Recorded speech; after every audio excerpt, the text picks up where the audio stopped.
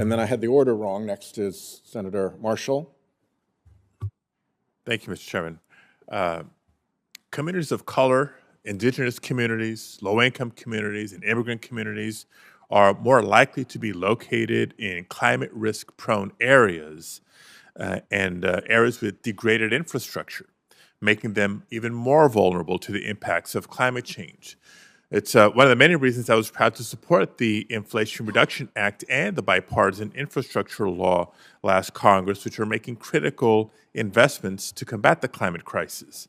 And notably, these laws direct resources towards many of the underserved and frontline communities that I just referenced, which far too often bear the brunt of the crisis and other natural disasters. First question is for Dr. Carney. Can you talk about how the climate crisis disproportionately impacts these already marginalized communities and the importance of equity in our financial response and investments?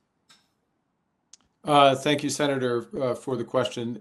Yes, it is an unfortunate reality that climate change has these impacts in part through the direct areas in which many disadvantaged communities live, proximity, for example, to our coasts. And of course, this committee will know that 40% of Americans are living within 1/8 of a mile of coasts, and coasts which potentially are subject to on some estimates, $500 billion of property damage over the balance of this century. Secondly, to the extent to which more extreme weather conditions leads to greater volatility in food prices, energy costs, that will also be a direct impact to these disadvantaged groups. And then thirdly, one of the issues that we're all going to be facing around the world, certainly in America as well, businesses and families, is ability to get insurance cover as these impacts become more prominent, the ability to afford it if it is available, and of course, so for families, and I'll finish with this, that are already vulnerable to not have the protection of the insurance industry can provide because of just the risk, the greater risks that have become central scenarios, if you will, that adds to the vulnerability. Thank you, Dr. Carney. Appreciate you raising the issue of insurance coverage. We're working with the White House on an initiative in that regard, so look forward to following up with you. But on the same broad theme, for far too long, it's these disadvantaged communities that I'm talking about that have also been underserved or faced barriers when it comes to accessing financial services. Unfortunately, as Dr. Litterman wrote in his testimony, certain sectors of our economy are more susceptible to the subsystemic risks of climate change.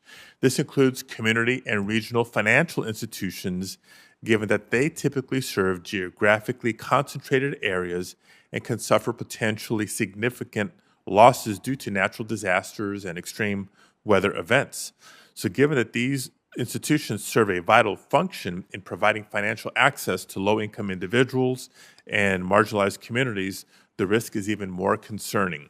Dr. Litterman, can you discuss the risk of these climate-fueled subsystemic shocks to local and regional economies and describe how they could disproportionately impact these communities? Sure. Well, wealthy communities will be able to build their infrastructure, harden their infrastructure, and be prepared. And I live in California, and we see smoke more often now. Well, if I put a HEPA filter in and I can filter my air, I'm better off. But not everyone can afford that. People who can't afford to address some of these risks that are coming, whether it's drought, smoke, heat waves, and so on, if they can't air condition their homes, they're going to be suffering. And we see that around the world. When exposed people are impacted by these hazards, it's the poor that suffer the most. So it's absolutely just one more example of where we have inequity and we're not paying attention to it. Thank you very much. Thank you, Mr. Chair.